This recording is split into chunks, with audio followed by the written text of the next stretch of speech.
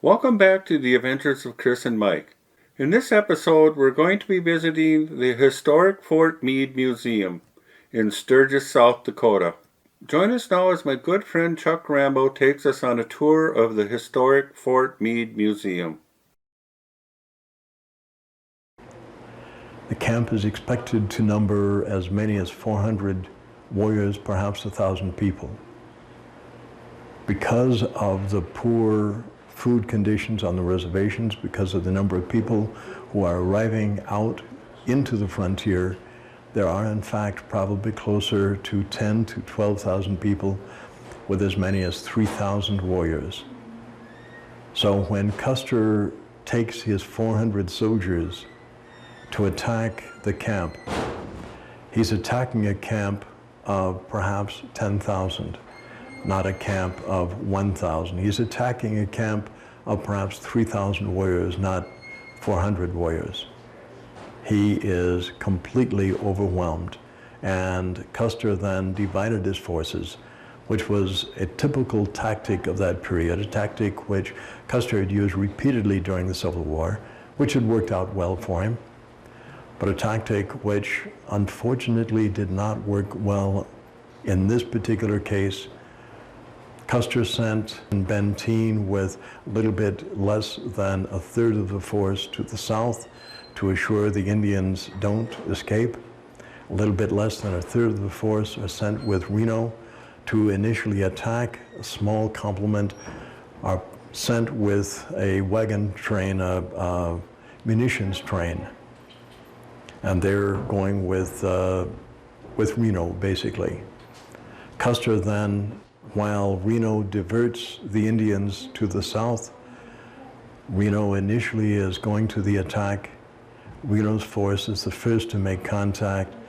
When Custer comes circling from the north, Custer expects to go into the extreme northern part of the village, but the village is so gigantic that the Crow Scouts, who have already scouted the village, tell Custer this is a bigger village than we have ever seen before. It's a village so large that you cannot consider attacking this village. Custer said to the Crow Indians, if you're cowards, if you don't want to fight, then leave me now. And the Crow Indians left. Very good sense. The Crow Indians are a distance away then watching the fight, and they are the ones who report to the government basically about what they saw. They see the soldiers, Custer's troops, come down not on the far northern edge of the village, but down right into the middle of the village. They see the troops starting across the river. They see the leading soldier being shot off his horse. A soldier comes up and puts him back on his horse. They wheel, they go back out to the other side, and the Indians follow them up on the hill.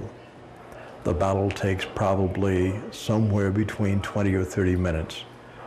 It is Gall, the Hunkapapa, who initially begins the pursuit up the hill, following the military command, and the military command form under their captains, not under their colonel, which suggests that the colonel very likely may have been, as the Indians suggest, one of the first fatalities of that particular fight. Custer probably was one of the first shot.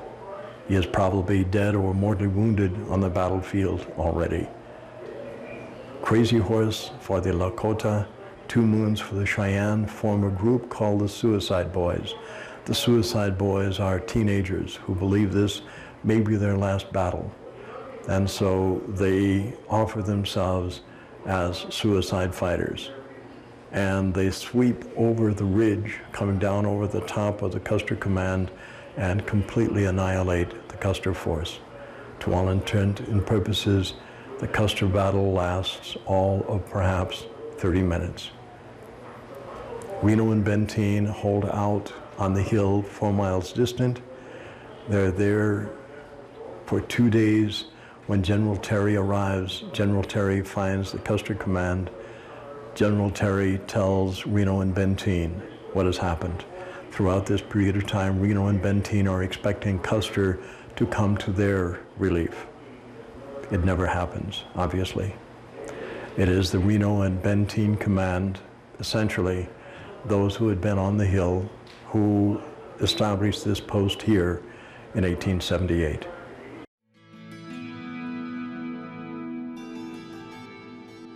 Stay tuned for more episodes of The Adventures of Chris and Mike as we continue our tour with Chuck Rambo at the historic Fort Meade Museum. And please subscribe to my channel.